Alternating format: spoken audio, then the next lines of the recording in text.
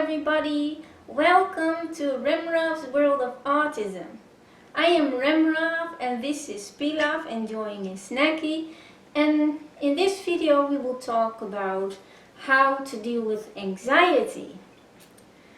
Many autistic people struggle with anxiety, including me, but there are also a lot of people without autism who struggle with anxiety, so I hope this video will also be useful to them. When you have anxiety, it can have a huge effect on your quality of life. When we are anxious, we tend to postpone things or even avoid things, which actually can make the anxiety even worse. So it is very important to face the things that we are anxious about and to do something about it to avoid going into a downward spiral. There are a few things that can cause anxiety in autistic people especially, and one of those is sensory sensitivity.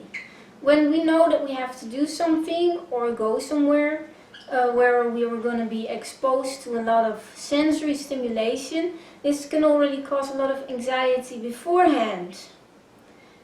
And something else that can cause a lot of anxiety is unpredictability. People are very unpredictable and situations are very unpredictable. When you go out in public, you never really know what's going to happen beforehand. And this can be extremely scary and it can make us very anxious. This is also one of the reasons why many autistic people love to watch the same movies over and over again. Because when you watch it the second time or the third time, it will always be exactly the same as the first time you watch it. And that predictability of it really gives a sense of safety, and it can really help us to deal with unpredictability in general. Then something else that can cause a lot of anxiety is socializing. Even though it often doesn't look like it, autistic people struggle a lot with socializing. Socializing doesn't go automatically with us. Communicating doesn't go automatically.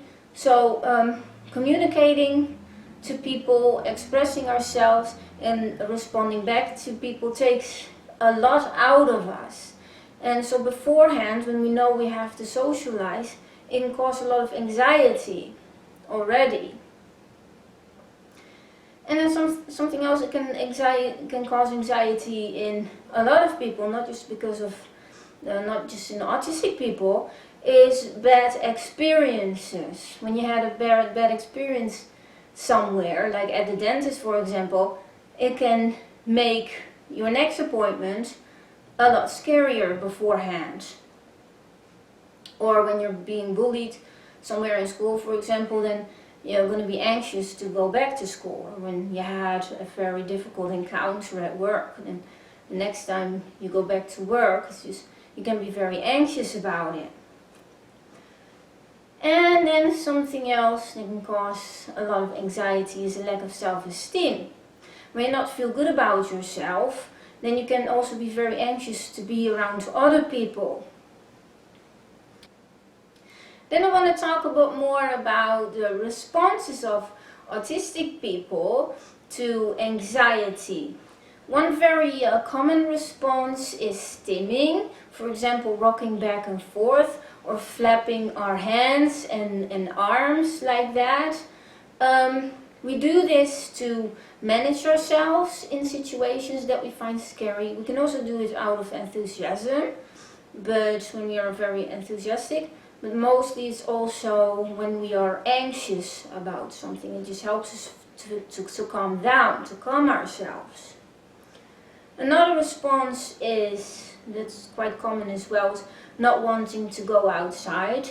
I've heard a lot of parents talking about that their autistic child or teenager suddenly doesn't want to go outside anymore, doesn't want to go to school or outside other activities outside of school, that they just don't want to participate anymore and they just want to stay home all the time, like playing video games and watch movies. This can be a very common response to anxiety. Another response can be repetitive behavior. This behavior is to make up for the unpredictability in our society, to be able to deal with it. This is actually not a bad thing because it really helps us. As long as it doesn't consume a person completely, like when a person really never ever goes outside anymore and only does a lot of repetitive behavior, then it can also become very unhealthy. So we have to find a healthy balance, but we also have to take autism into consideration, because I might need more to watch a movie over and over again than somebody else who doesn't have autism. Another response to anxiety can be violence, which happens also in autistic people. When you are constantly walking on your toes, when you constantly have to do things that you find really scary or that makes you really anxious, then it can turn it into violence. Like I've heard parents about their autistic teenager hitting them or kicking them, and it might have to do with that, with anxiety, with not being able to express it and then being obliged to do something over and over. Then it can result in that. And another thing that can be a very common response is meltdowns, and it's also when you constantly have to do things that you're very anxious about. Then eventually it can turn into a meltdown. So what can we do about anxiety? What can we do about being anxious? One very important thing is to create a balance in your life between the things that make you feel anxious and the things that make you feel safe. Because every day if you do something that also makes you feel safe, it makes you feel stronger, and then you're also more able to face the things that make you feel anxious. Then one other important thing is to analyze the things you're anxious about. Why exactly are you anxious, and what can happen that you find scary? Or is there any way to prevent it or to make it easier? Think about the last time you did something that made you feel anxious. The moment itself, were you really afraid? Was it really extremely uncomfortable? Because often fear itself is the thing we fear the most. And when you really analyze, like for example your last dentist appointment that you're anxious about, were you really afraid of that time, or were you really in a lot of discomfort? And then you might find out that the last time that it was actually quite okay. So then you might feel calmer about it. Then another important thing is to confide in people about your anxiety, because at work or at school, for example, because people might want to work with you and help you to make things less scary and easier for you. Then something else that's very important is to force yourself to go outside if you're in general anxious to go outside. It's also important not to overdo it, but keep going outside, and then just do something you really like to do outside. Because if you keep postponing it, it will become more and more difficult. You can also, when you have to go outside for something you're really anxious about, you can also combine it with something you really like. Like, okay, first I have to go to the dentist, which I'm really anxious about, but afterwards I'm gonna go to McDonald's and I'm gonna have myself a Big Mac, for example. And then you can really look forward to that already. Then in general, it is really important to keep believing in yourself and to be confident about yourself. Because anxiety can also come from a lack of self-esteem. Just keep telling yourself that you're worth it and that you look good and that you're awesome and unique. And it is also very important to adapt your life and your work around your abilities. Of course, it is really good to challenge yourself and to learn new things, but don't overdo that. Don't do it so much that it makes you extremely anxious. It's just not healthy. If every day you have to do something from 9 to 5 that makes you anxious and scared all the time, that can really result in a burnout.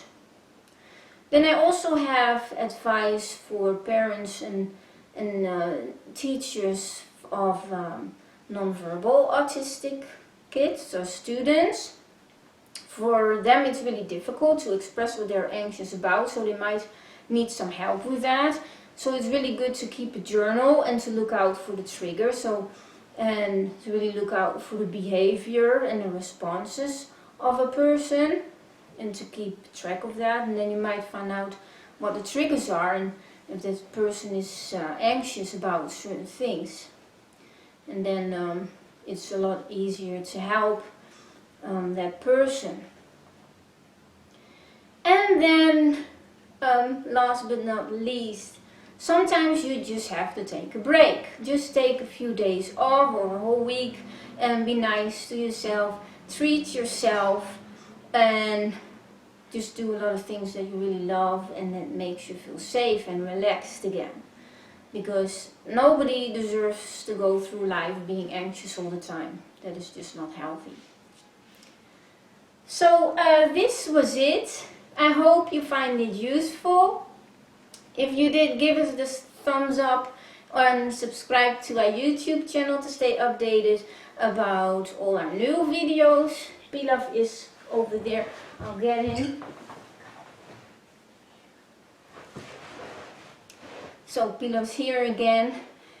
Because it's winter, he's a lot more active. In the summer he goes outside a lot to play, and in the winter it's just too cold for that. So he plays around a lot in our apartment. So Pilaf and I wish you a great day, and we hope to see you with our next videos again. Bye!